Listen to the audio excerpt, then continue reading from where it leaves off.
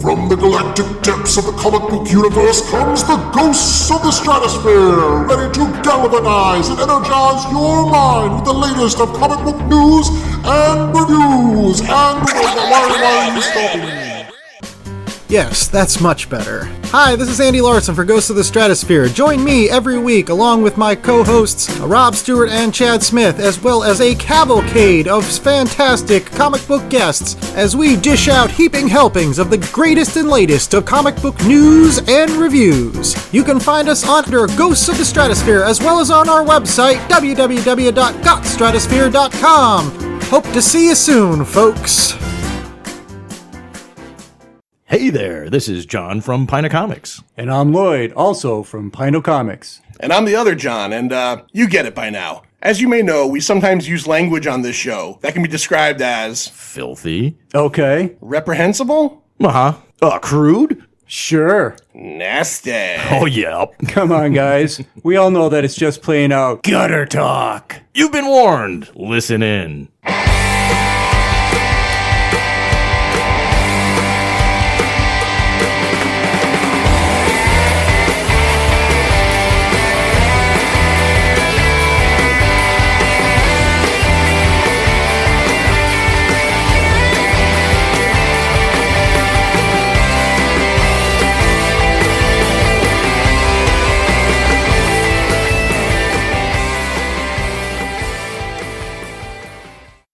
My calculations are correct.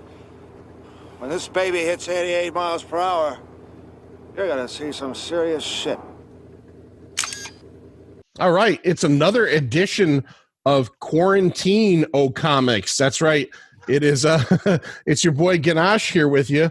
And my normal co-host, Sir John and the Manster, you're going to hear what this episode's about, and you're going to say they bailed on that, but they both said they really weren't interested. So if I were you and I were home, I would contact your local government because they might not be Americans. They might be some kind of subvert spies sent here years ago to watch us because everybody loves the movies we're going to talk, or at least the first. Everybody loves the movie we're going to talk about tonight. Before we get into that, though, I got my special guest. It's an all-star edition of Pino Comics. I've got with me from Connecticut Cult Classics, from Scary Larry's Pino Horrors, and HorrorNewsNetwork.com. Check him out. Is .com or .net? Net. HorrorNewsNetwork.net. Scary Larry Dwyer, what's up, man? Hey, how you doing? How you doing? I feel like Apollo Creed, like when he's Yeah. coming to the ring and Yeah. He's got all the names. The Sultan of SWAT. Yeah. Master of Disaster. Yeah. The Count of Monte Fisto. Look, Yeah. if James Brown's ghost ever sings you into the ring or sings you onto this show, we know that you've gone to that level. That would be fantastic. Living in America. Dun, dun, dun, dun, dun. Ha! On the hair. On the people. Yep. Yeah, love James Brown. Don't know how he got away with that for so long. With the No. just, it's like that's not a lyric, James. That's Yeah. not. Yeah, Eddie Murphy called that out and was just genius. That was a genius impression back in the Gonna day. get in the hot tub. Too hot. I burned my foot. And with us, another multiple guest. I've also guested on his awesome show. I'm part of the Five Timers Club. Larry's also been on several times. It is Andrew Morgan from the Nomcast, Netflix Original Movies Podcast. Andrew, what's going on? I'm sorry, you guys are just too darn loud. Next, please. What is new with Nomcast, Andrew?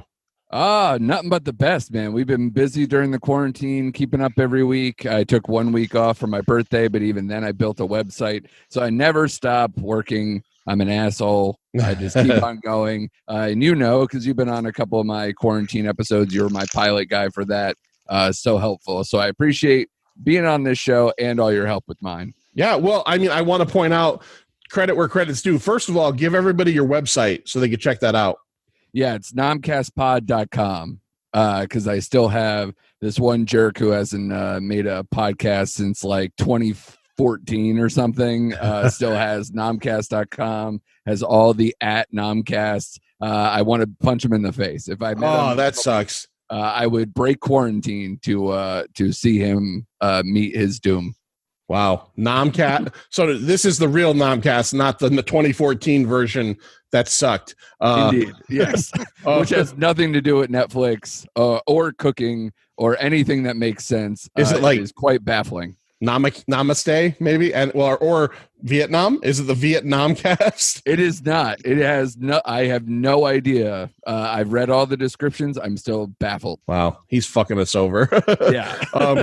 So this episode, we're here to talk about. This is the 35th anniversary. July 3rd, 1985. Back to the Future came out. So. Yeah. Andrew, I think it was on one of the last episodes of Pint he did. I think you brought it up on the episode and said, we were kind of trying to think about a way to get you back on again and what to talk about.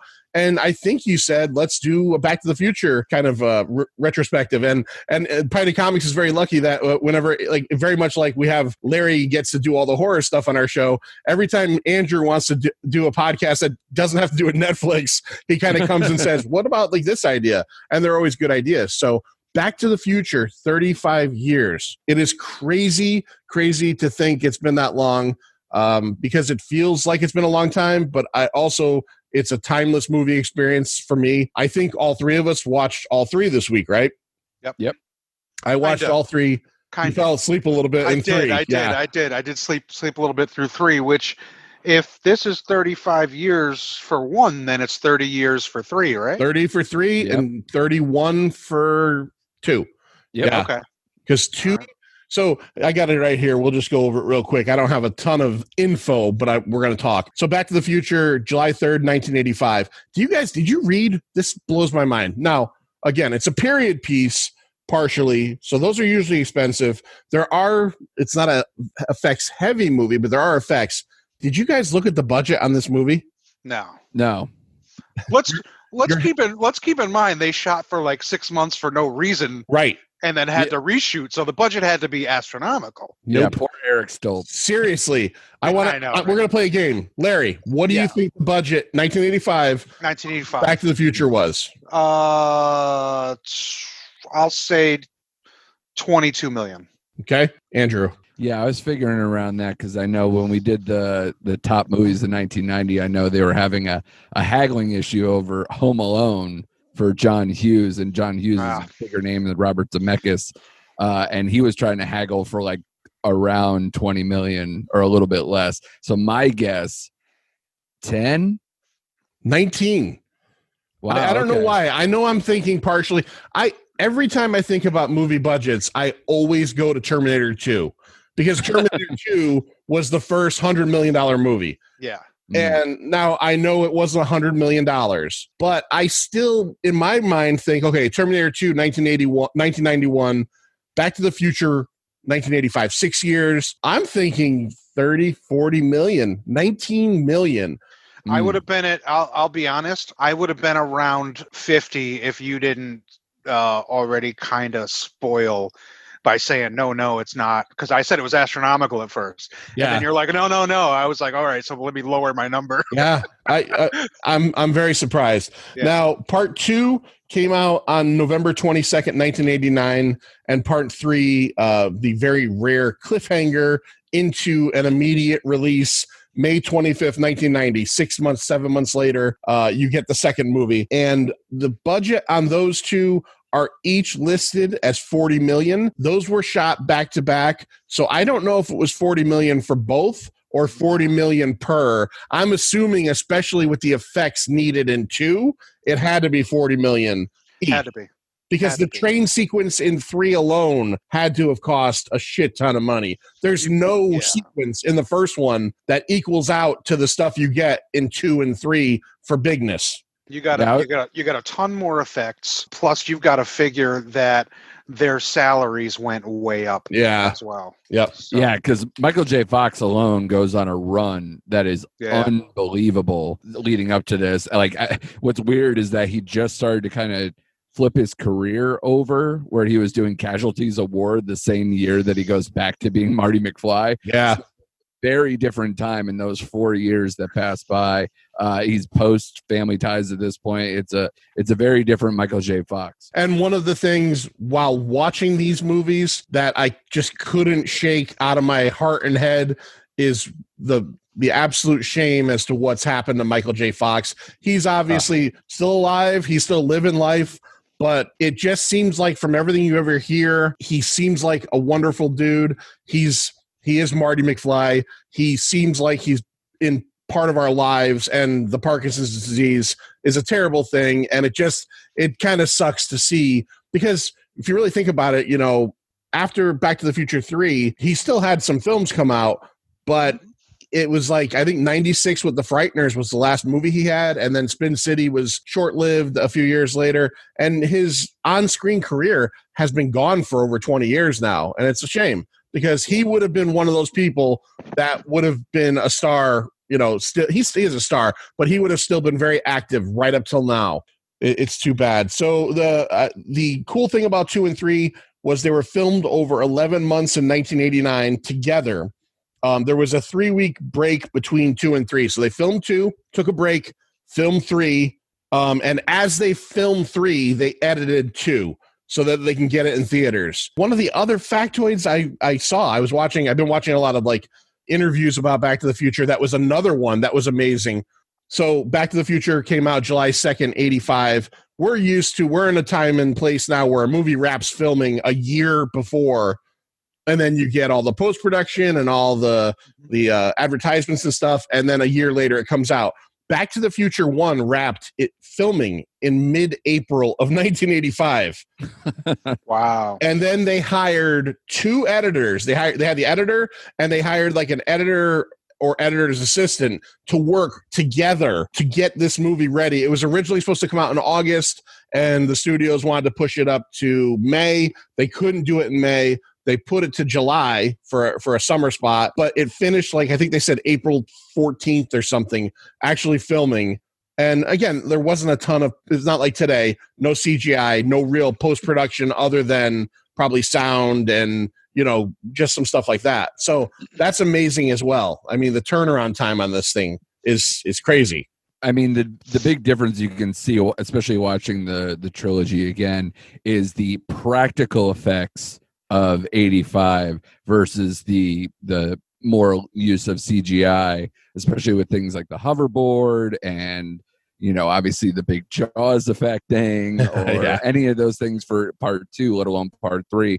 It's a big difference. So Andrew, you're the youngest of the 3 of us. I'll ask Larry as well. Where did Back to the Future come into your life? I'm assuming you were what, like 4 when it came out, maybe, or I was 3 3 when the original Back to the Future came out. So, Must be nice. Yeah.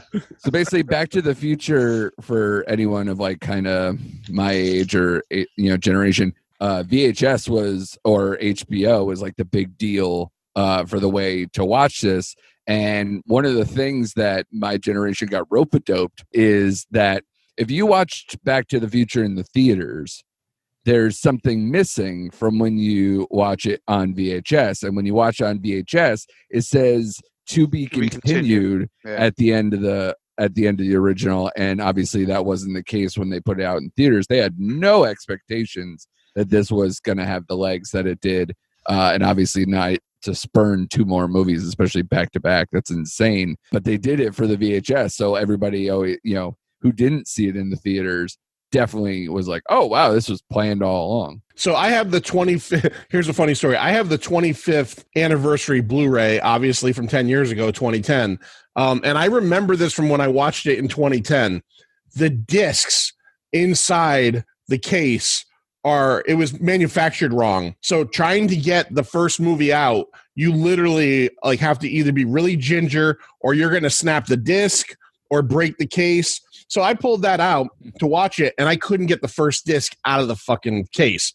And I didn't want to break it. I didn't want to snap it. And I remember a friend of mine had the same issue. And I think later that year, Universal DVD came out with a new case, and you could like kind of order it and change over. I never did that. So I watched it on Netflix because they're all on Netflix right now. And the Netflix version does not have to be continued at the end of part 1. Well, neither does the Blu-ray. They only did it for VHS. Every other update since they took it off. Oh, okay. All right, Larry. So you were closer to my age. You're about a year older than me or so. Yep. So And obviously you're not just, I mean, we obviously do all the horror stuff, but we talk about it all the time. You're a humongous John Hughes fan. You love 80s. You're an 80s guy, right? Oh, yeah. So Back to the Future is as 80s as you can get. So how, like, did you see this in the theaters? How was your experience with this as a kid? Certainly did. I saw it in the theaters with my parents. Don't remember if it was opening weekend or not, but it was packed. It was definitely a packed house at the Trumbull Mall Theater, which is no longer there. I had two go-tos for theaters. There was one on Madison Ave in Bridgeport and the Trumbull Mall. The Trumbull Mall one, when I would skip school and go see Red Dawn with my friend Bobby. I think we saw it like 6 times there. Wolverine! Yeah, that was my movie, boy. Hold on. I got one from Red Dawn I want to do. Go ahead. Avenge me, boys. Avenge me. Okay, all right. Featuring Leah Thompson, everybody. Yeah. That's right. Yes. That's right. See, the tie-in is incredible. Yep. But Back to the Future was a theater one for me.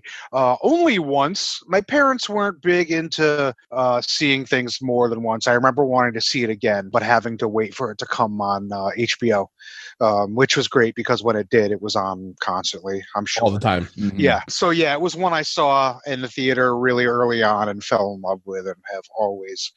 It's one of those. It doesn't matter how many times I've seen it. You can ask my wife. If I'm scrolling through and it's there, I stop. Yeah. There's some movies where I'm just gonna, and it doesn't matter what part it's at, I'm gonna leave it on. Yeah. And Back to the Future is one of those movies. I'm gonna leave it on. Big Twitter debate. I've seen a bit about the hashtag perfect movies, and Back to the Future gets brought up a lot in that category. And I have heard the arguments about some of the time travel and some of the certain things that happen into it. I fully believe myself. If I had to pick, if someone said to me right now, perfect movie, Back to the Future comes out of my mouth immediately. There's not an ounce of fat on that thing. Like, there's movies I love that I could say, well, I could see getting rid of that scene and it not really mattering. I love it. But, for the sake of the story, there's nothing in Back to the Future that I feel like is superfluous or unnecessary. It is literally like a model of storytelling. Yeah. There is, like you just hit the nail on the head. There isn't a scene where you're like, could have done without it. Yeah. Doesn't matter, it's just a throwaway. There's no throwaway. Everything fits, everything works. And so amazingly, even though they didn't plan on a sequel, they were able to even fit it into the sequels. Yeah. It's a brilliant movie. I've never really thought about it as a perfect movie, but I couldn't argue it. I couldn't say it's not. Yeah. I mean, it's hard to not make a perfect movie when you literally spent 7 years on that screenplay. It whittled it down. They had so many pitch meetings. Nobody wanted to make this movie. Right, like 40 something rejections, right? A ton, and including my favorite, where Disney said, we're Disney. We're not making an incest movie. Yeah. Right. Literally Right. just shove them out the door. Yeah. So I mean, it's absolutely perfect, to just go over and over and over. And I'm sure because they had it for so long that if in their minds saw how would this live on? How would this move on to another story? I'm sure that's how they were able to come up maybe with 2 and 3. I think part of the elements of what they did on set, I think, actually informed the sequels too. Plus, if I'm not mistaken, there was something where it was another Spielberg. Oh, I'm sorry. The original draft stuff that they had from Back to the Future that didn't work ended up in Indiana Jones and the Kingdom of the Crystal Skull. The refrigerator. Yes. The original time travel device was going to be a refrigerator, and they were going to bring it to, the way they powered it was bringing it to an atomic test site. It would nuke the flux capacitor, I guess, in the fridge, and Marty would be sent back in time. And Spielberg was worried that kids around America were going to get into fridges and, I'm going to be Marty McFly, and now I'm fucking dead. Yeah. Smart. Robert Zemeckis, the director who has made a trillion movies. He made Forrest Gump. He made all 3 Back to the Futures, obviously. Used Cars. He made what was the Romancing the Stone? Romancing the Stone. Oh yeah. And I'm trying to think. Contact with Jodie Foster. Castaway. This guy has made a ton. He's made several of the I think the Polar Express and Beowulf. Well, Who Framed Roger Rabbit is one of my favorites. Like, that's right. All that. And the saddest thing I saw in all my research was that they're making a part 2 in 2022. Are they really? Not directed by him. There's nobody like. Obviously, you know, a lot of the major players are dead. So are dead. Yeah. Weird. Yeah. Yeah. What's the main guy is dead. Bob Hoskins. Yeah. Bob Hoskins is dead. Yeah. Right. No thanks. That movie stands on its own. I've never been a huge fan, but it's a good movie and it doesn't need a sequel. He wrote Back to the Future along with his writing partner Bob Gale. They wrote together Used Cars, a movie called I Want to Hold Your Hand. They wrote 1941 together for Steven Spielberg. Underrated film. I will stand on principle on 1941. Can I be honest? I'm with you. Never saw it. I've never seen it. It's a wild, dumb, early Spielberg movie that I will stand at. It's so good. Belushi's great. It's dumb. I'm going to check it out. I've absolutely got to check it out. You know, one crazy one that they wrote together that I was reading while researching all this that surprised the hell out of me. It's a movie I've always liked, but he wouldn't put their names to it. They wrote it in the 70s before they were getting really famous as a writing duo. You ever see Trespass with Ice Cube and Ice-T and Bill Paxton and William Sadler? You ever see that? Not me. I know it, never saw it. Yeah. Early 90s movie. William Sadler and Bill Paxton are a couple firefighters that find out about a treasure in this old house. They go to it and they end up in the middle of like a gang war. Ice Cube and Ice-T are these two gangsters. It's kind of like an early 90s like urban action movie, and it was written by the guys that did Back to the Future. It's very strange. It's a cool movie too. They little trivia fact about that movie is it was titled Looters, and it was set to be released in early 1992, and they had to push it back like almost a year and change the name to Trespass because, well, you know, we know what happened. Yep. Well, John, they were also, Bob Gale especially was tied in a lot to Tales from the Crypt. Yeah. And Bob Gale himself wrote the story, or at least had the story credit for Bordello of Blood. Yep, they wrote Bordello of Blood, and Bob Gale has written stuff I've collected. He wrote Daredevil for a while, and he was one of them. At one point, Amazing Spider-Man was coming out like 3 times a month, and they had 3 different writers, and Bob Gale was one of the writers for probably about like 20 issues. So he's been all around the place. And Bob Gale is also, I want to point this out, kind of Back to the Future trivia. Bob Gale, Crispin Glover fucking hates Bob Gale. Like look up any Crispin Glover interview about Back to the Future, the sequels. You know the whole thing about the lawsuit that he had against them? Yep. Yeah. I do. So in Back to the Future 2, there's a scene where older George McFly is in it.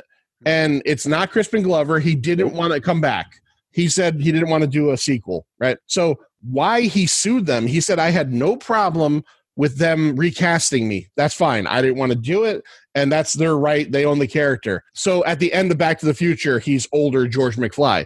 He took his face molds and used them on the new actor, and he sued them, and through suing them, they made a new SAG rule that you can't like apply prosthetics that were meant for one actor to make him look like that actor on another actor. And he won. He won the whole thing, and he's since become friendly with Robert Zemeckis again.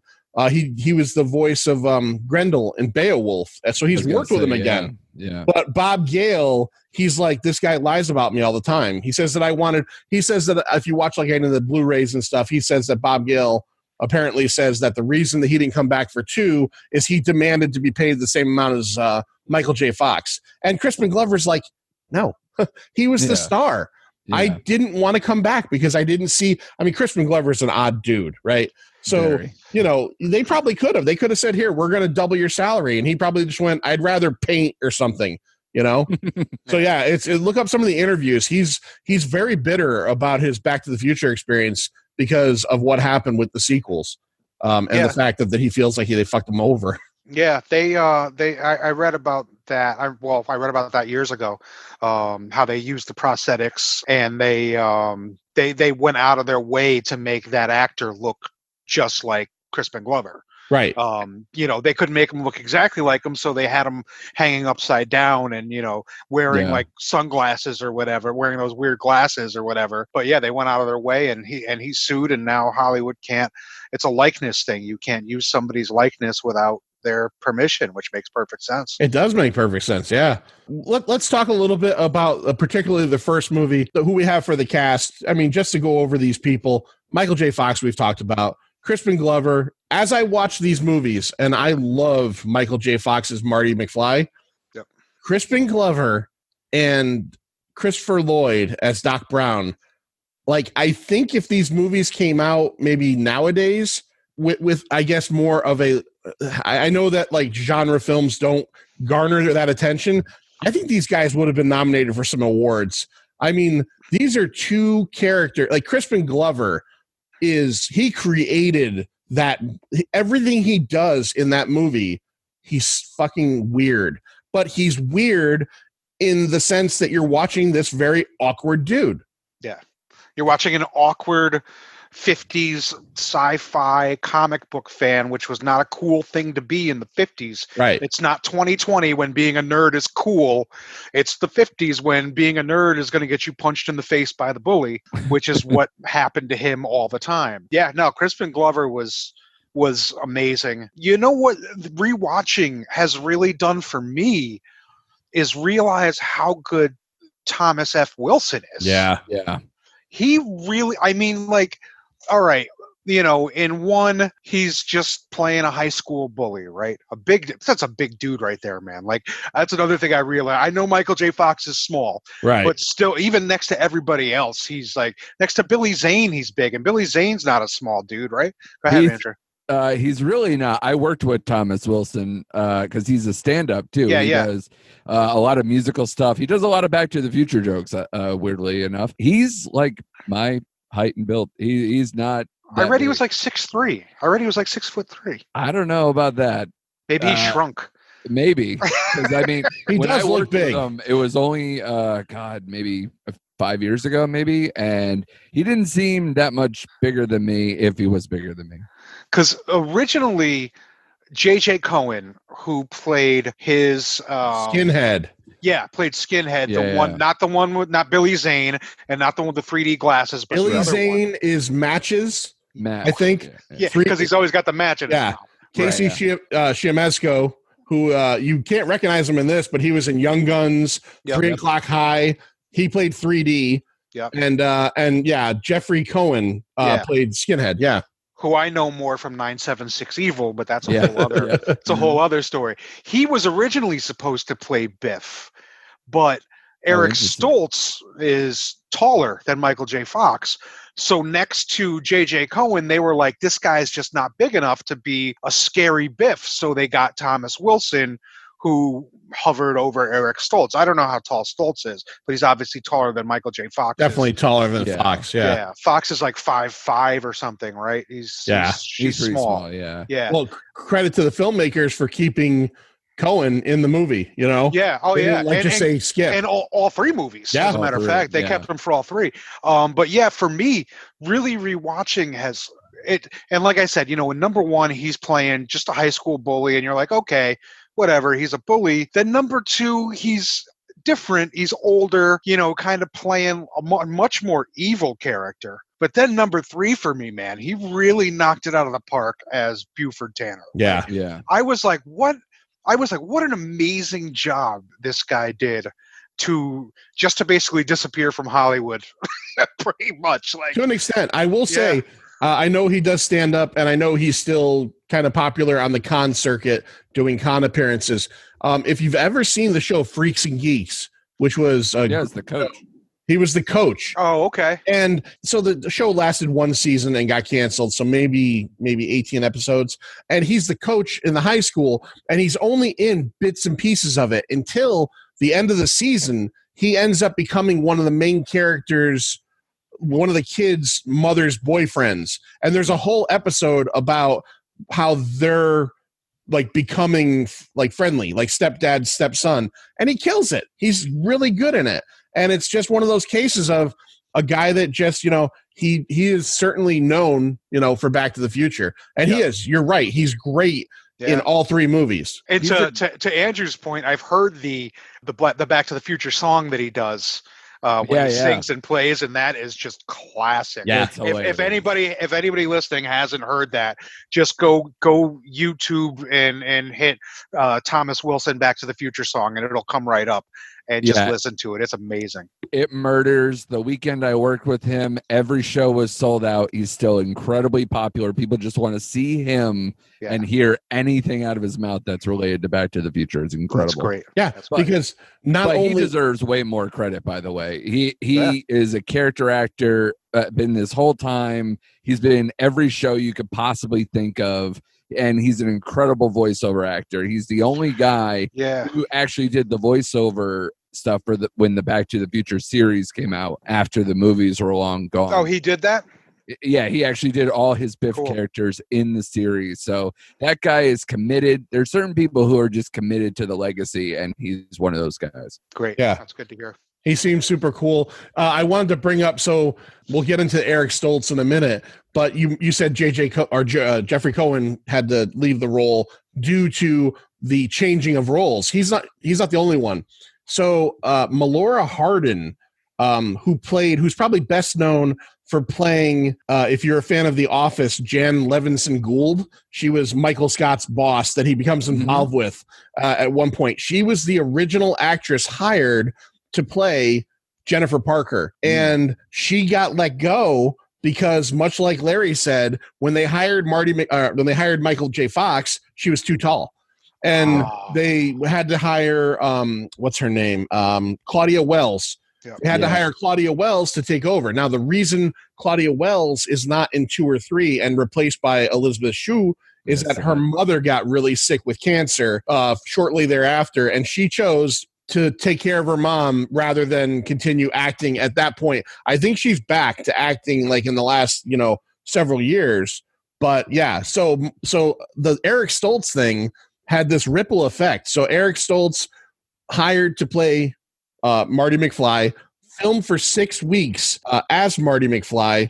Michael J. Fox was the original choice. The guy who ran Family Ties told Universal, no, you can't have him. Meredith Baxter Birney was on maternity leave, so they already were down a cast member, I guess. So they said you can't have Michael J. Fox. Eric Stoltz gets hired. There was 2 choices. You guys know who the other one was, other than Stoltz, who was like finalist? Billy Zane, right? No.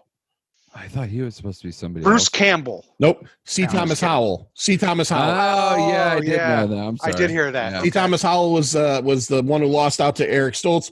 Stoltz takes over, and if you're a fan, go on YouTube. If you never saw any of this stuff, you could see many of the familiar scenes with Eric Stoltz in the role of Marty McFly, and it's jarring because, this is it's like if you woke up one morning and your mom was a different person. You're so used to Marty McFly being in your life. So Eric Stoltz ends up, not for any reason other than he didn't have the comedic flair they were looking for.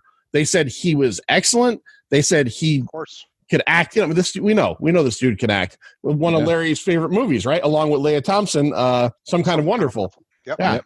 So we know he could act, but he just wasn't hitting the marks they wanted to hit. So after 6 weeks, they very unfortunately let him go. And apparently, from what I've read, he knew it was coming, and he kind of had been talking to friends and saying, I don't think I'm right for this. There are a couple scenes in the movie, Thomas Wilson has said it, that when Marty punches Biff in the diner in the first movie, it's not Michael J. Fox and his hand. And if you slow-mo it, you could kind of see it's Eric Stoltz. The one scene that he's definitely in, and I had remembered reading this a while ago, and I freeze-framed it, and it's obviously not Michael J. Fox, is when Marty runs across the parking lot and dives into the DeLorean The diving shot is Eric Stoltz 150%. If you freeze frame it, you could just see it's not Michael J. Fox. It's Eric Stoltz. Yep. So they bring Michael J. Fox in, and obviously they end up making movie history. So yeah, but his firing had kind of a ripple effect. And apparently everybody on the set was very nervous from that point forward, wondering, am I doing, even Christopher Lloyd said he was worried that, God, am I doing this right? Are they going to can me or not? And obviously they made the right choice. Good for Eric Stoltz for moving on. Yeah, weird about Christopher Lloyd is that he originally didn't want to do the movie, and they were going to get somebody to replace him too, but because he wanted to go do a play instead. And then he came back, ended up revisited the script, eventually signed on. But he said in the documentary I watched, he was saying that he went back because his career wasn't doing so well. I was like, geez, how bad? I mean, the guy did Clue that also came out in 85. He had just come off doing Buckaroo Banzai. Star Trek 3 before that, Mr. Mom before that. And he just got off doing Taxi 2 years prior. I mean, like, what is bad about your career, bro? Like, what is going on? He's like, yeah, I was hitting the skids. I was like, are you crazy? Yeah. Things are going well for you, Chris. First choice for Doc Brown, and I never knew this until I watched something the other day, was John Lithgow. John Lithgow was their original choice, and I don't know if it got as far as him saying no, or if they said something about, I think it might have been they offered it to him, and he couldn't, and I think he might have said, look at Christopher Lloyd, because he was in, you just said it, Buckaroo Banzai with him. So they both played, what was it, the Red Electroids? That movie is fucking weird. I know that's a big one. That's got a big fandom. I tried watching that a couple years ago again, and that's just one of those ones that I can't latch onto. I can't do it. I've tried. Right now, Spielberg Wally, our friend from who comes to all the cult classic shows, he's shaking his fist listening to this because he loves that movie. But every time I try, I just can't do this. It's not that great. I get a lot of write-in votes for Connecticut Cult Classics. People want me to show Buckaroo Banzai.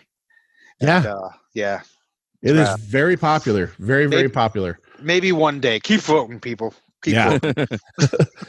Let's talk about just the movies as a whole. I guess where I want to go is the mirroring things that they do in each one of these movies. To me, it's just amazing. So we were talking about the scene where Marty and Biff get into the fight in the diner. There's a scene like that in every single movie. There's a shot where Marty, where Biff stands up, or Griff or Buford, and and they frame Fox's eyes perfectly over his shoulder as he looks up and thinks about what he's getting into. What are some of the things like that you guys really like that they do throughout this movie? Andrew, I'll go to you first. Like things that all three movies kind of do very well in succession.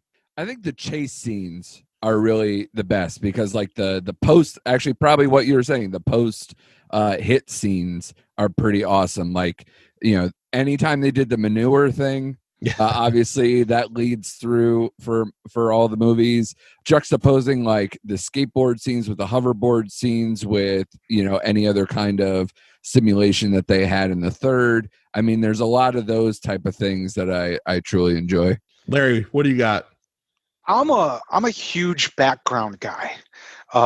You will always catch me pausing movies, looking at backgrounds and trying to find new things that I've never seen. Just a real quick example. A few months ago, I was watching Bad Boys, Sean Penn and Isai Morales, not that Will Smith crap, the actual Bad Boys, which I swear to God, I've seen at least 75 times in my life. I love that movie. And just a month ago, I'm watching it and pausing. If you remember the chase scene at the beginning where he ends up killing Isai Morales' little brother, they're like racing around. I think they're in Chicago, and they pass by a movie theater. Anytime I see a movie theater marquee in a marquee, I'm pausing it. And Halloween 2 was on the marquee, and I was like, yeah. Like, I love shit like that. So for me, one thing that I've always loved about Back to the Future 1, 2, and 3 is the town. The progression of Hill Valley. The progression of Hill Valley, and then the regression in part 3 when you get to see it as an old West town, and you get to see, like, at first, like, because again, I'm always looking at backgrounds, and I remember watching part 3 for the first time, and I'm looking at the old West town, and I'm like, is it the same Hill Valley? And then you see the clock tower, and you're like, shit, yes, it is. And it's just like, oh, I love that. I love that. Yeah. When they get to the old west town of Hill Valley, when Marty's walking through, one of the first things he sees is Statler Stagecoach Builders, and that's Statler Toyota in '85. And again, they do the same thing in the far future of 2015 in part 2. Yeah, you also get the when they're in the old West. I get confused now. I don't know what's past, present, future anymore. But when they're in the old West, the manure truck is the same name as the manure that he hit in 55. It's not. It's slightly different. Is it? So in the original movie, it's D. Jones, as in like Dr. Jones, because that's Spielberg's little nod thing that they do for the manure company. Yes. And then in the Old West, it's A. Jones, meaning like, hey, they went all the way back to A, because it's okay. They made all right. some alphabetical progression. It's ridiculous. I remember seeing the last name and being like, but I mean, these are things like you can almost catch something different every time. Yeah. You know, with these movies, and I caught something different this time. We'll get to it. The attention to detail to keep everything, I guess, lined up between the time periods, because you're jumping time periods multiple times, but you're staying in the same locale. So, like, I think it's amazing how they do that, how they jump through the little like Statler Toyota and the manure company, and you see the clock tower being built. And I never we'll get into stuff that we never noticed before, but I never noticed somehow that in the alternate future in part 2, that Biff's casino hotel is the clock tower. That's what they say. Yeah, they say that. They say when he's watching the video about how the luckiest man alive, they say, and he built his casino and hotel in the site of the old Hill Valley clock tower. Oh, I missed that part. I missed that too. I've never noticed that ever. Wow. In 29 years of watching these movies, I've never noticed that. I guess we're going to keep talking, but I kind of get a feeling from you guys. These 3 movies. Now, I'm just going to go ahead and say, because I know that you're not pod people like Lloyd and John. I know you're Americans. We are Americans. Number 1 is both of your favorites, right? Obviously, number 1. But this is a question that a lot of people have. I'll go first. Where do you put 3 and 2? I personally, number 1, I enjoy 3 more than 2.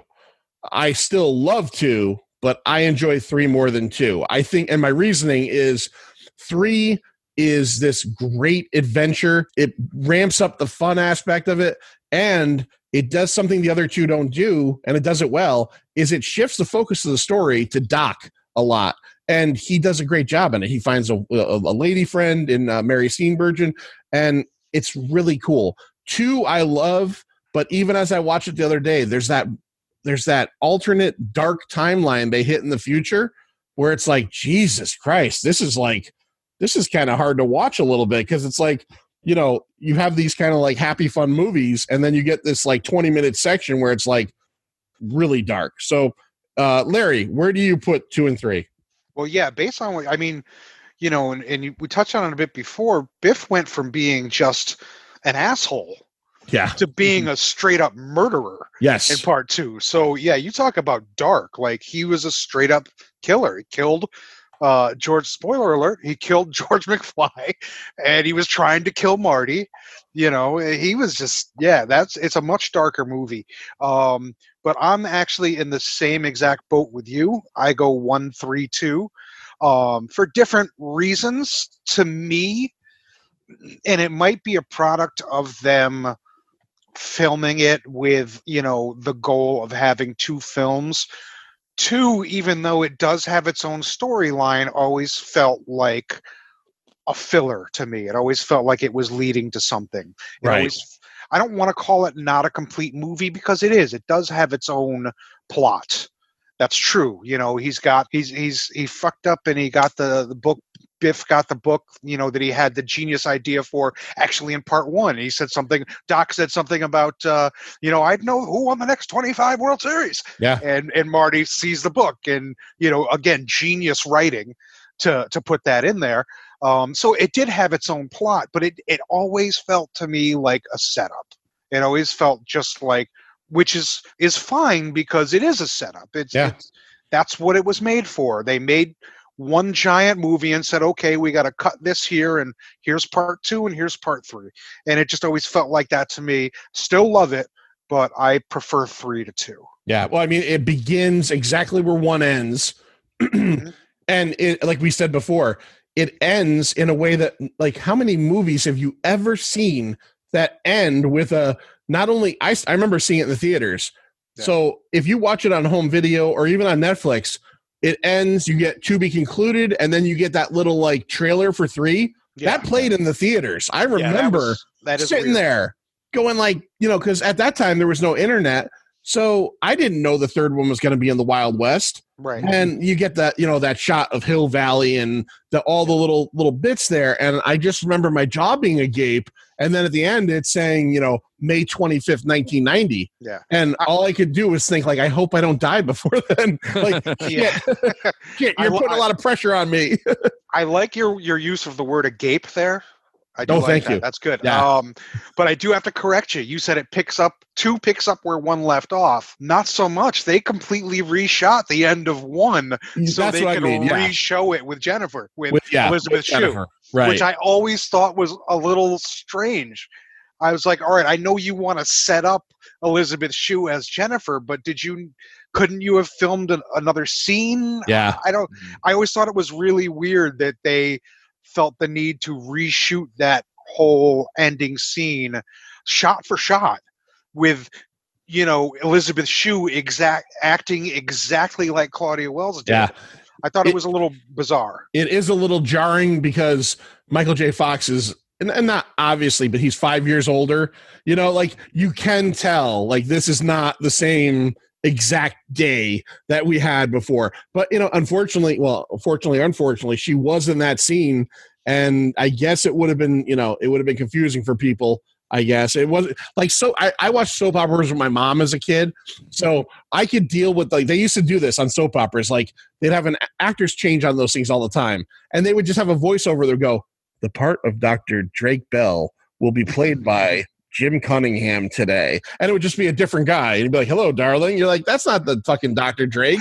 But, you know, they would just, the part of Jennifer Parker will be played by Adventures in Babysitting. Yeah, if we survive girlfriend. Dick Sargent. Yeah. We could do this. Yeah. So, Andrew, where do you put the sequels to the trilogy? Yeah, I'm assuming that this episode will come out after our little top 5 of 1990 talk, but I kind of let the cat out of the bag at the end of that one because we were talking about it. 3 is definitely way better than 2, and number 1 is, you know, number 1 with a bullet. And to me, especially on the rewatch, the weird part is, again, because of my age and when these movies came out, 2 was so flashy for a young kid. Oh, yeah. That you end up, you know, really liking a lot of things that 2 does, especially with the future stuff, that you just completely glaze over the fact that it's such retread and that there's way too many time jumps and that all the character changes and everything else, it's a little bit of a mess. And to me, the lasting legacy of 2, to me, even after the rewatch, is honestly just the merchandising and kind of the pop culture stuff for 2, again the hoverboard stuff, the shoes. They tried to make the shoes recently, power laces. Yeah, right. They keep trying to like use this as a satisfying the future kind of like, you know, we were promised jetpacks and flying cars bullshit of, you know, that part 2 ends up being like, hey, look at how much we got right. And whatever we didn't get right, you know, people now are like, oh, we got to fulfill the destiny of Back to the Future 2 because that was 2015. We should have done this by now. Yeah. So many people have either, you know, they made big strides in hoverboards which is wild. You know, obviously, I think the shoes they tried to come out with last year or 2 years ago, they did it recently. You know, a lot of the outfit stuff. You could buy that hat that Marty wears, that shiny hat. I've seen that at many cons. They sell that at every Comic-Con on Earth. And a couple years ago, in 2015, at New York Comic-Con, they sold, and I wanted to get one, and I wasn't going to pay whatever it was.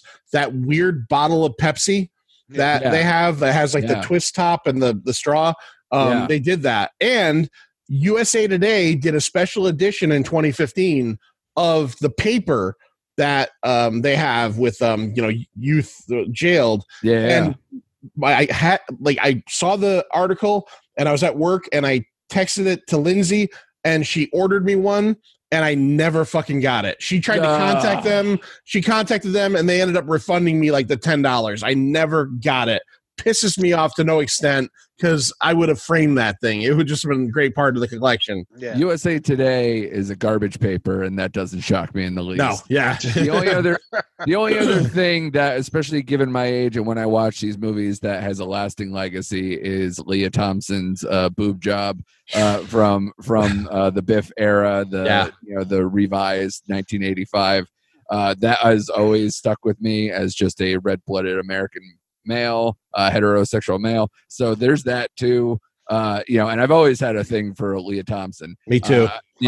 Howard the Duck is a tire fire of a movie, but all her stuff is absolutely, she is a knockout in that movie. She fucks a duck. So you've got like a better chance than you do with most chicks of that like caliber. Yeah. You know? It was up there with April O'Neil hanging out with the turtles too much. Absolutely. It was all in that same era where it was like, so I got to fight my fellow man and like talking animals to try to bang chicks. It's a little confusing if you grew up in my era, but like, but yeah, for me too is definitely the legacy is more in the pop culture aspect and the future prediction stuff than it is the movie itself. And the almanac, like I think they made like a book that's all Back to the Future, but they made like the Back to the Future almanac. So they did all these things that were like these pop culture elements of the movie, but I think largely people vastly overlook how mediocre that movie is. Part 3, amazing. And to your point earlier, I forget whether it was John or Larry who said it. Doc deserved that. Doc absolutely deserved that. It turns into the focus for him, that he gets a love interest. Mary Steenburgen is also awesome on that list for me. She's terrific and adorable, and Ted Danson, lucky man. Yeah. It's so awesome to see her and the rewatch and everything too. So many things about the Old West. It kind of reminds me, because this movie is the movies go back to back 89, 90, and you get Quantum Leap in this period too. There's like a sliding doors thing where it's like, did Quantum Leap get greenlit because of these movies kind of like showing that you could kind of almost do an episodic version of like going through time travel and kind of immersing yourself in this time period. It kind of feels very on the nose there, because I think Quantum Leap is 89 or 90. 89 I think to like 93 or so. I think I read, I don't know how true it is, but part of the reason they set the third one in the Old West was a suggestion by Michael J. Fox to Zemeckis. And to think that they would actually, maybe it was on their radar. Maybe they said, these are the options we have. We can go to the Old West. We can go to Nazi Germany. We can go to, we can go to Jurassic World, and maybe he said Old West would be cool. But the fact that they're willing to listen to him. Oh, another trivia fact. I don't know if you guys know this or not. I did know this before, and I'd forgotten about it. The scene where they hang him in part 3, they actually hung him by mistake. And they had to cut him down, and I guess when they got him down, he was knocked out. They had to revive him. Yeah, I read that he said that in his book. He wrote about that in his book that they had to. He was out. He was actually unconscious when they cut him down. And I don't know if it's because of that, but the scenes following where he's reunited with Doc, he looks really haggard. Like he looks like just like dry mouthed and everything. I wonder if they just went, okay, roll with it, roll with it. So you brought up something interesting before that I wanted to ask Andrew, because I have one. Is there anything did you see anything for the first time? Because like I said, I'm always catching new shit when I watch stuff, and there was something huge that I caught that I think everybody knows, but for some reason I didn't know, and I'll just spill it first before you go. I had no idea, literally, until yesterday or the day before. So, to quote what everybody says, I was 46 years old when I found out that in part 2, Michael J. Fox's daughter was played by Michael J. Fox. Yeah. I had no idea. Yep. She comes down the stairs and she does that thing. She's like, Mom. I'm like, is that Michael J. Fox? And I had to go to my phone real quick. I'm like, how did I never know? Like apparently everybody knows that. And I had no idea until the other day. No, you're not alone. You're not alone. I think, again, because of the age that I watched a lot of these. As far as like, I don't know, I watched first one a lot. Yeah. But even a lot of that, it's kind of the cable effect where you watch like starting at a certain point, you miss certain things, or you come in and you come out. Yep. And part 2, I always thought she looked weird, like, but mom. It definitely went like way later in life to go, oh God. And I think, again, that's part of the hokiness of that movie. Yeah. And it doesn't age well compared to the first and third movie. The first and third one seem timeless because of the periods they go, the characterization, it seemed like the second one seems half-baked. Well, the first one took place in a time that we were in, 85. So we knew what 85 was like. Right. The third one takes place 1885. We knew what 1885.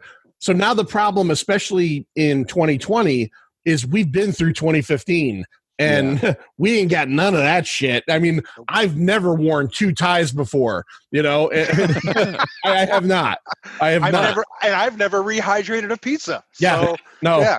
And I have been fired by Flea. So, it's a weird life. Yeah. That's perfect. Circle of life, man. Circle of life. Yeah. I'm sorry. He didn't fire him. I'm sorry. He got him fired. Got him fired. I'm sorry. Trivia fact about, we said things we didn't know before. So 2 things. Biff's gang in the second movie is Griff's gang. One of them is Jason Scott Lee, who played Bruce Lee in Dragon, and he's been in a couple other things. He was in that. So I never knew that was him. I kind of thought I recognized him, looked it up, it was him. In the third movie, at the end, Flea, Needle's character, when he sets up to race Marty, the 3 people that are part of his gang are, one guy is from Griff's gang in the second movie. One of them is Jeffrey Cohen from the first and second movie. And the third one is one of Buford's guys from the third movie. So his little gang is comprised of one person from each of Biff's gangs. I thought that was really cool. I didn't recognize that, but I recognized one of the guys looked familiar. And when I looked it up, it said they gave each one of them, like, just to give that symmetry again. And another thing that's really interesting about the third movie, and I get this call because it makes sense. And it also, you'll look at it, especially having just seen it, and go, oh, yeah, we talked about Biff gets really bad in the second movie. He murders George. He tries to murder Marty. In the first movie, let's be clear. He kind of tries to rape Lorraine. True. Good point. So we know he's not a good guy, but he gets stopped. Murderer in the second movie, and then he's an outlaw murderer in the third movie. There's a deleted scene, which I'm not sure if it's on the Blu-rays or not. So Strickland is in part 3. He's got the kid with him, remember? And he stops them coming into the party and says, get rid of your guns. Yep. At the end of the movie, when Buford and his gang get arrested, they get arrested by Strickland's deputy. Yeah. The reason it's not Strickland is that there's a scene in the movie where Buford murders him, shoots him in the back in front of his son. And I guess when they watched the cut, everybody was like, we just went way too dark. Like, he murders a guy by shooting him in the back, and he does it in front of his son. I had read this before I watched it. So when the deputy pulls up and arrests him, he starts to say, you're being arrested for the train robbery, the robbery that they said they were going to commit, the bank robbery. They cut to Marty and Doc because the next line was, and the murder of Marshall Strickland, but they cut it out, but they didn't want to refilm it. So there's this quick, weird shot of Marty and Doc. and then the marshal tells the other 3 guys to go get the other guys. So yeah, there's a very dark scene, very dark little subplot. And going back to how part 2 is like this weirdly dark movie, Back to the Future 2 is easily the only Back to the Future movie that features a drive-by shooting. Yeah. The scene where they go by Strickland's house, those students, and they just to the teeth. menace to society. They just straight up try to murder him at his house. I just thought, wow, I forgot about that. Yeah. And meanwhile, Marty's just trying to read the paper. That's it.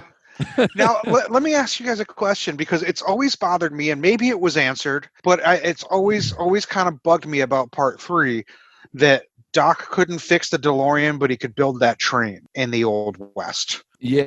The train that could go in time and flew and, had all the nifty things. He didn't have the parts, he said in his letter to Marty, to fix the DeLorean, but he had the parts to build that train in 1885. Well, sorry, listen, I don't want to ruin part 3 for Eddie. Oh, no. I'm just telling you something that's always bugged me.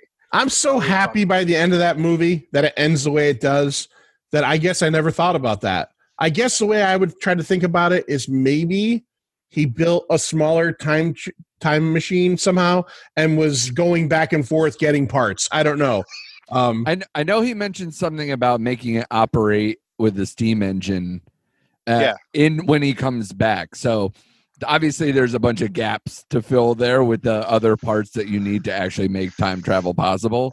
But then and then you can kind of gloss over it because he also said he already went to the future to do the hover conversion, all that stuff. So there's a lot that was covered before he ends up there. So I don't know which one goes there. But yeah, like to John's point, you're so happy for him. You're looking at little Jules and Vern and Mary Steenburgen, and you're just like, this is perfect. Yeah, plus since Jules and Vern are both like around 5 years old. So that's 5 years after, that's like 5 years after Marty left. Maybe he did figure out how to build it in 5 years. I guess he's a smart guy. Yeah. Doc Brown was no idiot. No, hey, I got a question. Yeah. So Doc Brown's house was something that floored me when I watched the first one. Yeah, it's unbelievable. And he mentions within the movies, I forget, I think a little bit in the first one, maybe later, that he like squandered most of his family's fortune to do this. They never say what the family did to do that. And I thought they were going to explain some of that when they go to the Old West and they start doing this genealogy stuff to kind of go through it. But all they say is that they were German. They changed their names. Von Braun. Yeah, and I don't know if that's supposed to mean something. I never looked it up, but why were they so rich that he had this enormous house? And at the time it's 1985. He's got like a shack with a giant speaker. I don't know what's going on anymore. I think his family were his parents and grandparents were, or grandfather or whatever, were scientists. I think they were also inventors, probably more successful than him because he doesn't really invent anything successful until the time machine. Yeah, that's as funny as it is. Another thing I don't think I ever noticed in these movies is that he makes the comment of the first thing I actually invented that works. Yeah. I don't know. I mean, I know he seems to be proud of himself for his little, when he says clocks. The clocks. Oh, it successfully set them 25 minutes back. It's kind of weird when you think, well, why would he be impressed by that? He's a scientist. Right. But then he makes the comment about, this is the first thing I've made that works. Right. And I'm like, wow, maybe. And the other thing, here's another unnoticed piece of trivia for me, is the side of his van says E. Brown Science Services 24 hours a day. Is he like a Mary Maid? Is he a tutor? Does he tutor in science? Exactly. It was kind of strange. And who needs a tutor 24 hours a day? Yeah. It's like 3 a.m. You're like, you know what I could use? I could use some science classes right now. Yeah, about now. And in 1955, I didn't notice this. I think originally that they list him as a scientist in the phone book. The phone book, yeah. Yes. Yeah, I always laugh at that. I was like, what? Why? Why did they do that? Yeah. And I don't think I saw any other vocations listed with other people. It's just Dr. Emmett Brown, scientist. Yeah, and I think that's it. I think his family, because there's one, he's got pictures of famous scientists on the mantle. Yes. But I think one of them he grabs, he says like grandpa or dad or something. I think one of them he calls by one of those names, and he's like, I can't. What was I thinking? No, are you sure? It's another a famous scientist. Like, is it? I'm gonna get it wrong, but it's like Nikolai Tesla. He says like, oh, Nikolai. It's someone or Isaac's like Isaac Newton. Yeah, no. Yeah. He calls another famous scientist by their first name. Well, if it's electricity, it's probably Tesla. So that makes perfect sense.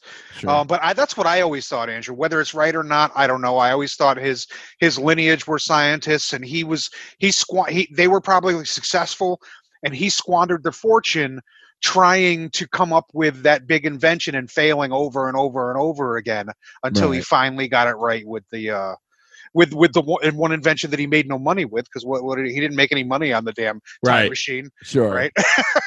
unless he sold the train after part 3. I don't know. The one thing I noticed, I watched that documentary Back in Time that they did back in 2015. I saw that back then. It was really good. Yeah. It's on YouTube too, if anyone wants to watch it. But they talk about that, like I mentioned, that almanac from before, where they list all the details of everything about these movies, and they show a breakdown of the genealogy of Doc Brown and show like who matches up to who his mother was, who his father was, all this other stuff. Any details that's listed in the movie, and they list no information as far as his parents, the von Brahms, or any of those people of what they did. Because there's like a screenshot. I was like staring at it. I was like, what do they do? Nothing. That's really weird. Those are people who have every detail listed of every movie, and I didn't see anything in that screenshot. Another line that he says in 1955 in the first movie, when he's watching the video of the time travel trial with Marty, is he sees the video of himself and he goes, look, I'm an old man. He looks the fucking same. Exactly. Except slightly longer hair. That's it. Yeah. And they kind of redid that in part 2 when he peels off and he's like, I had an aging thing, and he looks exactly the same. Yeah. So good. You brought up Andrew. You reminded me of another thing that's always, again, I'm a background guy, and I pick up on these things and they bother me forever. It's always bothered me in part 2 that a sports almanac that covers every major sporting event from 1950 to 2000 should be the size of a Mad magazine. Oh yeah, that would be a much bigger book. Oh yeah, it's huge. Yeah, 50 years of sports that's very results. True. That would be a much larger. Always bothered me. I'm like, dude, that's the size of my Fangoria. Like, what are you doing? all I would say to that, Larry, is I would have loved to see a magazine of Ooh La La be the size of an encyclopedia. Yeah. With that.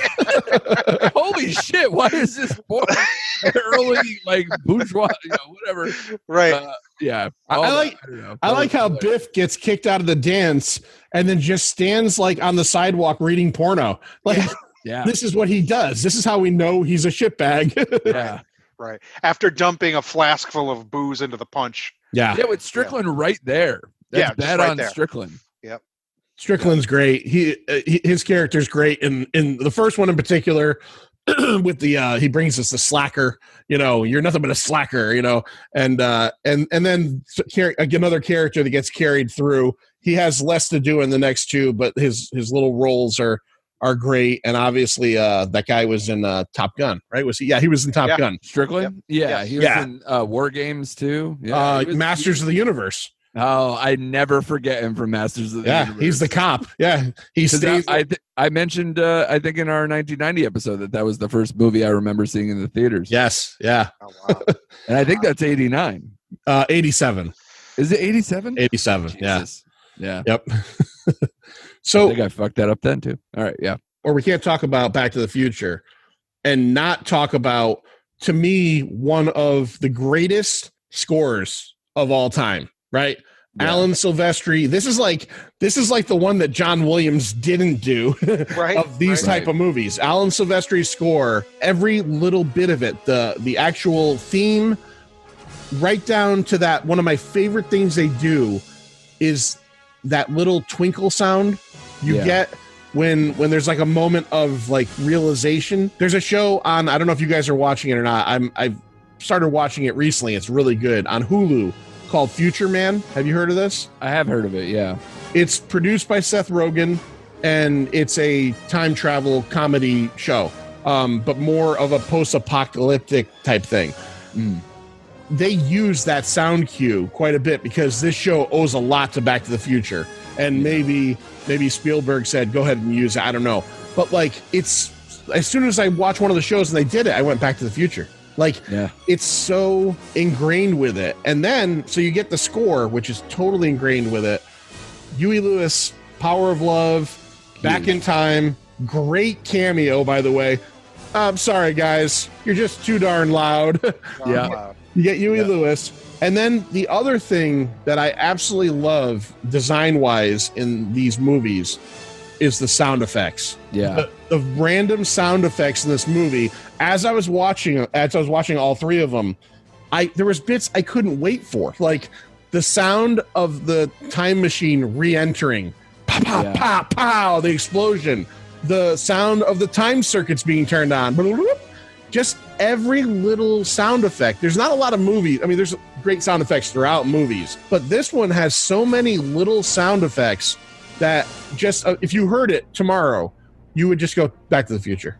You know, the sound of the DeLorean starting up, any of that stuff. Yeah, the time circuits, any of those things, it just instantly, you just know. And even even the bit of the Van Halen that they play and that honestly might be my favorite scene. I've gone back and forth. I mean, there's so many classics, but the Darth Vader from the Planet Vulcan thing makes me laugh every time. And the fact that he literally writes not just Van Halen, Eddie Van Halen. Edward. I'm sorry. Edward. On the cassette that he puts in there, and that I could probably pick out the guitar lick, anytime that he plays it. Yeah. It's amazing. You know, what's funny is the reason it said Edward Van Halen was because Van Halen refused to let them use the name. Really? Oh, is that right? Yep.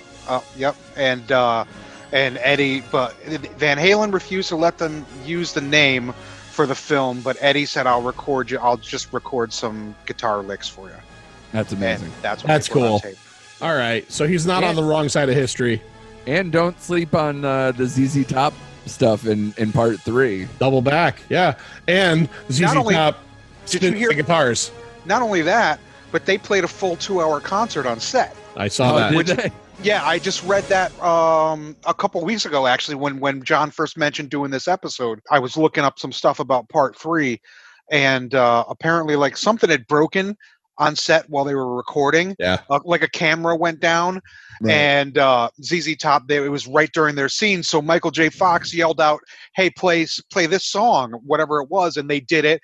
And they said, from what I read, like, it got to a point where, like, everybody was yelling out songs. They played for like 2 hours. Holy and somebody's like, is that thing fixed yet? They're like, yeah, it's been fixed for hours, but this is amazing. And we're not paying for it, so whatever.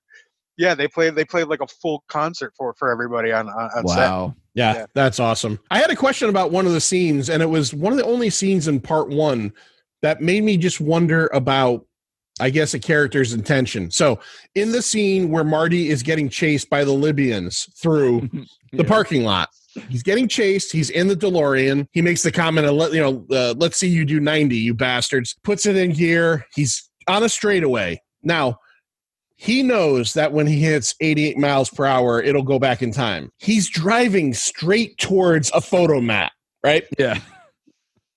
Is Marty thinking that he's going to go back in time? Because when he ends up back in time, he seems like he's amazed and surprised. Or is he just trying to speedily get away from the Libyans? But here's the question. If he is, why is he driving straight towards that photo mat? Why is he? It's one scene, and again, perfect movie. I'm not complaining. But it seems like if his intention is to get away from them, he's not veering away from it. But it also seems like to me like his intention isn't to go back in time unless he thinks it'll be really easy to come back in time. You know what I mean? I never really thought of it. I never get. But you're right. He is heading right for that little photo mat that's parked in the middle of the damn mall parking lot. They could have had a quick scene where he's looking behind him, turns and sees that it's there and holy shit, and then goes back in time. Again, perfect movie. I am not complaining. But when I saw that, I went, what were his intentions here? Was he going to just drive through the thing, or was he expecting to go back in time? I guess there's no way to answer that.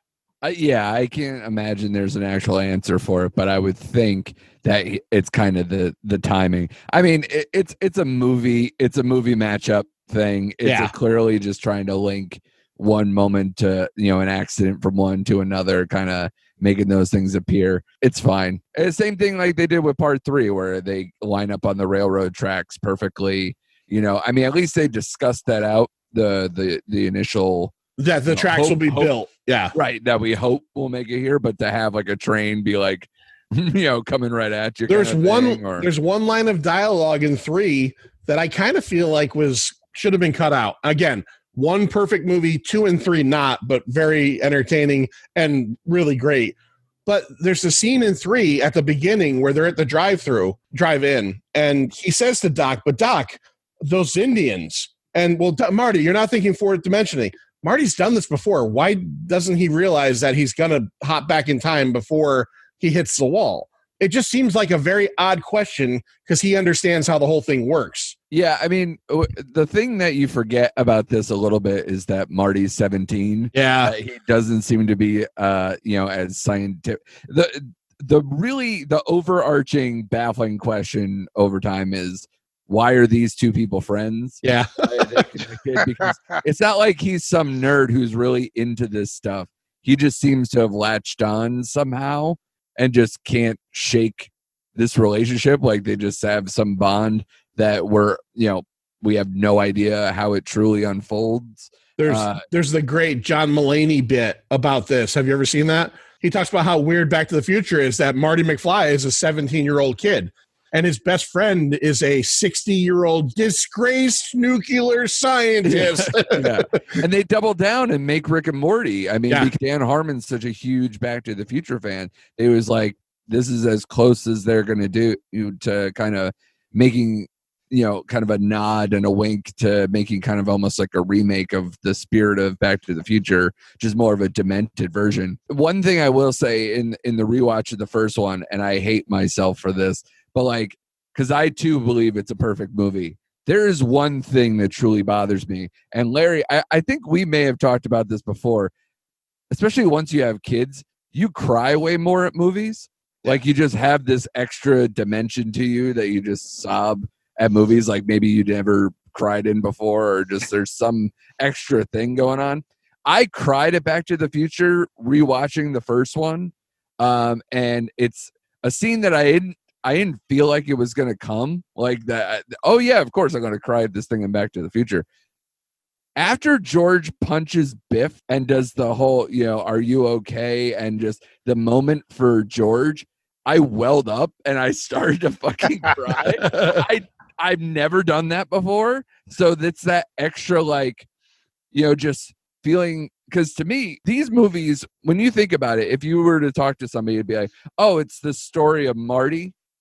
It's really not. Marty's basically the passenger to get all these other people to kind of have their adventures. I mean, it's Doc's story in the third one. You can make an argument that it's the only person who has any growth in the first one is George, and the second one is kind of Marty's movie. Real quick, right after the scene where George knocks out Biff, and then you have that scene where Marty encounters his parents one last time. All right, hold that thought. All right. That's where I was going. Okay. I think the only scene that makes zero sense and I hate is that scene where he has to punch that redheaded asshole in the dance. After you punch Biff, you can't go any higher with conquering your fears and punching a dude out and doing all these things. And then you go into the dance and somebody steals your girl again? Yeah. George? Again? What the fuck is going on? And There's I think no reason for it. I think that was Courtney Gaines. Was it Courtney Gaines? Was it? Okay. I never realized that before from Malachi from Children of the Corn. And he was in in Memphis Belle. And I met him at CT Horror Fest a couple years ago. No, the scene I was going to say, Andrew, was, and I agree that you start to realize that Hill Valley School is really rapey. Like everybody wants to rape Lorraine. Yeah. But besides that, the scene where you said like it's George's growth moment is when Marty encounters George and Lorraine in the alcove there before he leaves. Yeah. George is a totally different character. He's got the jacket over his shoulder. Yeah. Thank you very much, Marty. Like he seems like he becomes this new guy in one fell swoop. Right. It's good, but it's way noticeable. Like he's got his chest puffed out. Yeah. Totally different. Yeah. Well, now he's punched 2 dudes in the face. Yeah. So, like for this one girl that he barely had an association with before then.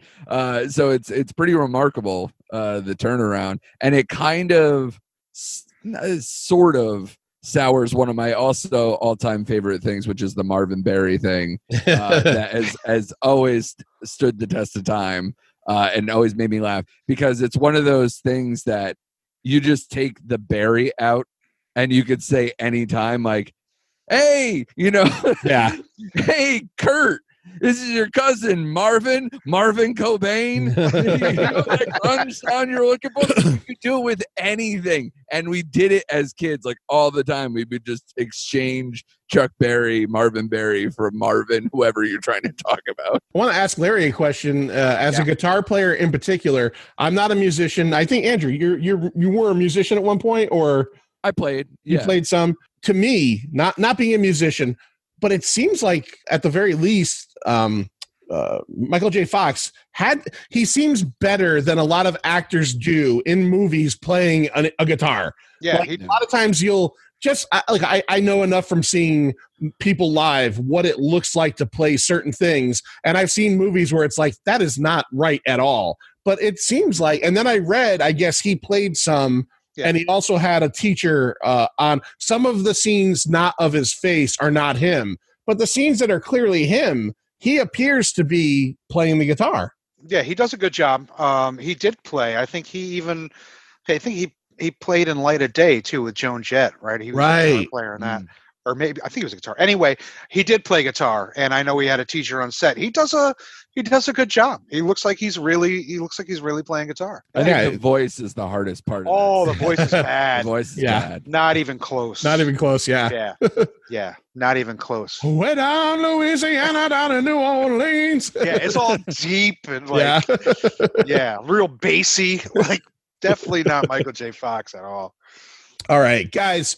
We've been talking about Back to the Future for quite a while. Let's go around one more time and go through maybe favorite scene from each movie, or at least something that you particularly love out of each movie. I know the first one's going to be tough. Just go ahead and pick one out. We'll start with Larry. Larry, what do you got? Favorite scene from the first movie? Yeah. God, I think it's the first time he wakes up. Yeah, it's when he wakes up in his in Lorraine's room and he thinks he's having a nightmare. And it's the first time, and I think he does it in every movie. Mom, I was having this terrible dream. And 27th floor. Yeah. And you realize that, and he finally realizes that he's in his mom's bedroom, but his mom as like a 16, 17-year-old. Yeah. I still have Larry's pants on my hope chest. Yeah. No, I don't blame you. All right, what do you got for number 2, Larry? What's part 2? What stands out? 2 now will forever be Michael J. Fox as his daughter. So it's now changed. That's always going to be the answer. And 3? God, 3, man. You know what? Favorite scene in 3 is when Doc finally drinks the shot of whiskey that he's been holding all night. That's my favorite. The shot of whiskey is great. What's better is the wake up juice, and the fact that the one line, it just cracks me up every time, and I forget about it every time, is when Doc gets up, holds his throat, dunks his head into the trough, and then he goes back out, and Marty says, "What happened?" He's like, "That was just an involuntary reaction." Yeah, he still needs like 10 minutes. Yeah. All right, Andrew, what do you got? 1, 2, and 3. I mean, I kind of said with the first one, like the Darth Vader from the planet Vulcan thing makes me laugh every single time. I think, and obviously I cried at George punching Biff in the parking lot, but the first Twin Pines Mall scene is still just an iconic thing that gets me every time, because it's the first time you're really hearing the theme kick up. Like, everything is perfect. The flame shot is iconic with the flames going through the legs. It's so pitch perfect. The lines are great. Like, even one of my favorite lines, I'm sure you guys have quotes up the ass. That's one of the everlasting things about these movies, is that they're so quotable. You can see so many things. And one of the ones that always makes me laugh is not the "where the hell are they?" The appropriate question is "when the hell are they?" It makes me laugh. It's in that scene. There's so many, and the way him saying, "The way I see it, if you're gonna build a time machine into a car, why not do it with some style?" There's so many great lines just in that one scene. Before obviously even before the Libyans show up, but even just that whole scene is just pitch perfect. It can't be replaced. If my calculations are correct, when this baby hits 88 miles per hour, you're gonna see some serious shit. Oh yeah. All right, what do you got for 2? 2 to me, I think, is I love seeing that pizza get reheated, but that's like so small. Like, it's just one of those lasting things that I love, rehydrating pizza into a giant thing. Are those green beans on the pizza, or is it peppers? Were green peppers. Okay, all right. Yeah, they didn't go that wild. Yeah. I mean, 2015 didn't go, way off the reservation. Yeah, I mean, that's always great. But I think that scene, the hoverboard scene, will always be the iconic thing, especially to kind of double up with the, taking the little girls, it was a skateboard in the first thing. Now you're going to the hoverboard and seeing the effects with Griff's crew with the pit bull ones. I think they were called pit bull. Yeah, I don't need that back. I've got a pit bull now. Yeah, they got what is it? A pole cord? Like, it's got power to get over the water. Hook on. Yeah. So, and then it's bizarre, but to see them fly off into the city hall or the court building, whatever it is, that they shatter through the glass. The angles don't quite work, but it's also fun to just see them fly through the air, through the glass, and then get arrested on top of it. It's quite fun. So that whole scene, and just as a small thing, it doesn't have to be part of all this, but it's obviously part of that diner thing. Reagan in the Ayatollah is very jarring on a rewatch, because the Michael Jackson one, they used such a great impersonator that I was fooled for years that it was that they did a Max Headroom thing where they just took his likeness, but those are all actors. There's a Michael Jackson impersonator, it's a Reagan impersonator, and the Ayatollah impersonator. So that, between those things and the Libyans, tough to be Eastern in the Back to the Future universe. Yeah. Well, hey, 80s, man, 80s. All right, what do you got for number 3? What was number 3? Larry was absolutely right. It's got to be the whiskey scene. That is unbelievable. But I'd probably say outside of that, it's got to be the your future's not written speech from Doc when he gets back, at the very end. Yeah. That will literally just tug on you, because you could just, everything you've built up for 3 movies of these guys and their adventures and everything else, everything's right there. It's the meaning of everything that they do. So that one hits me every time. All right. I would go with, for me, in part 1, the whole ending scene where Marty is trying to get the DeLorean up to 88. The Doc is trying to reconnect. Everything the Doc does to try to reconnect the cords are popping out every which way he goes. And then just the great, it's truly one of those spine tingling moments is when, he connects it, Marty hits, the effects go off, the flaming trails go through, and then Doc is dancing in the streets. Truly, totally one of the top 20 movie moments of all time. I love looking at the lightning on the cables after the fire. Fire goes across. Well, because the fire's already down, he's gone, and it's just the trickling of the lightning that coming through that cable. Yeah, is so awesome. It is cool. Part 2, I would probably say I just really like the end. I love the whole bit with Marty standing in the rain and Joe Flaherty from SCTV showing up as this Western Union guy. Like, I remember seeing that in the theater and just thinking, like, because that's, you don't have to wrap your head around it, but it's like, it's so crazy to think, okay, Doc was just there. This letter's been waiting for 70. It's the time travel effect. It fucks with your head a little bit. I love that bit. And in the third one, there's no scene that actually gets tears out of me, but the closest they get in the third one is at the end when Doc gives Marty the framed picture of them. And if you read it, the inscription says, "To Marty, partner in time." And I just, because their relationship is so great and they've been through all this stuff. And, Doc literally goes to the ends of the earth to help Marty out throughout these movies. So they're a classic screen duo. And that's why we talked about it for an hour and 40 minutes. Is that we missed the best part that you and I talked about. What was it, earlier today or last night? Part 3 has a quarantine shout out. Yes. Yeah.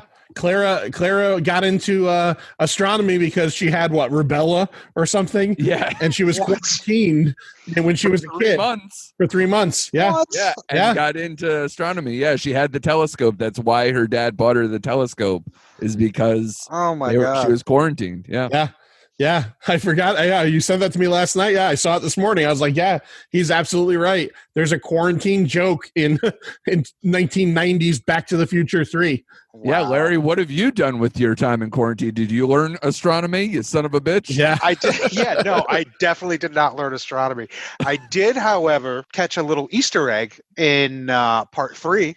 Okay. The part at the drive-in when Marty mentions Clint Eastwood and Doc's like, Clint who?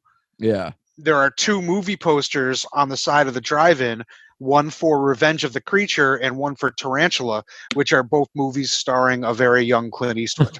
Oh, that's hilarious. Not even starring, bit parts as like 2 of his first movies. Did you notice, Larry, in part 3, when Clara's on the train and she's about to leave town, the guy sitting behind her telling the story relating to her that she hears, that's Richard Dysart, who played the Doc in The Thing. It's really, and it is him. I looked it up. It's weird because it's such a throwaway role, and he was a bigger actor than that. Maybe he was just on near set and they said, "Do you want to be in?" I don't know. But I had no idea. I looked it up and it was him. But it was just like, it's just the kind of role that would normally be like an extra or, a bit player. But it's this guy that I disagree. I mean, he's talking to him in the bar. He's trying to give that whole story. He's got the barbed wire. He's supposed to be like a larger. Oh, was he in more of it? He's having a conversation with Christopher Lloyd in the bar, and that's how he knows everything. It's a carryover to. Okay, I missed that then. Yeah, I didn't. Okay, so I didn't put 2 and 2 together. All right, so now it makes total sense. All right, that's our Back to the Future special. Again, for me, number 1 is easily in my top 15 movies of all time. Everybody has the touchstone 80s movies. Some people will go, and people my age particularly, probably Larry's age too, people will go Goonies, Ghostbusters, blah, blah, blah. For me, I enjoy Goonies. I enjoy Ghostbusters. Back to the Future is like leaps and bounds ahead of those. It's maybe one of my 5 favorite 80s movies of all time. And if you're a fan, it'll still be up on YouTube by the time this comes out. Josh Gad is doing a series on YouTube called Reunited Apart. Reunited Apart. Yeah. He did one with the entire Goonies cast like two weeks from this recording ago. And that was really good because you got everybody was involved in that. And then he did a Back to the Future one about 2 weeks later. I just watched that this week. In all honesty, the Goonies one was a little bit better. They kind of got into more, but the Back to the Future one's great. So check out Reunited Apart. It's on YouTube. It's for charity, and it's very cool. And I'm looking forward to seeing who else they get to be on this thing. Larry, do you want to promote anything that you think might actually be happening? Now, this might not be out till after the June date you're supposed to have. Yeah. No, I mean, just check out ConnecticutCultClassics.com. Check out cthorror.com. Check out horrornewsnetwork.net. That's all I got. Who knows what's happening, but if anything's happening, you'll find them out there. All right. And, of course, you can hear Larry right here on Scary Larry's Pint of Horrors. We'll be doing more shows pretty soon. We right now have the next one set up. We're going to be recording in a few weeks, and you guys get to choose the content on that. Andrew, what about you, my friend? What do you got going on? It's all the Nomcast. I haven't fully dipped into doing stand-up on Zoom just yet. I've been asked to do it, and I just couldn't pull the trigger. That's my own BS. It's hard to get that funny bone working in writing in a quarantine. So I'm working on it, but hopefully I can muster up enough to do that soon, because all my shows got canceled, of course. But yeah, the Nomcast is cooking. Still cranking out episodes. The Netflix original movie podcast, like we said up top, like new website, nomcastpod.com, so you can check out more about me, the newest episodes, everything that you would want related to the podcast there as well. So check those out. John has been on a couple recently. We had a lot of fun with the Extraction episode. That movie is probably the most popular thing Netflix has come out with in quite some time as far as movies. So definitely check that out. We had a lot of fun with that. Larry's been on for the horror stuff. He's been on multiple Stephen King adaptations that we did. So there's, almost 60 episodes to choose from that are all in the archives now. So go check those out. Especially if you're in quarantine, just digging through Netflix, figure at least even the list of episodes looks like a curated list of what to watch. And then obviously we'll have the companion review stuff right afterwards. And they're always a lot of fun. So do so. Yeah. All right. So 2 guys that do a lot of great things in the community, 2 guys that have their own things going on. Larry writes for Horror News Net. So check that out. Andrew with the Nomcast, check that out. And I'm Pina Comics. I'm John. Check me, Lloyd, Sir John out every single week. New episodes weekly. Radio show on Sunday nights at 6:30 p.m. to 7:30 p.m. And I think that's about it. So I'll say the magic words that get us out. And those are, see ya.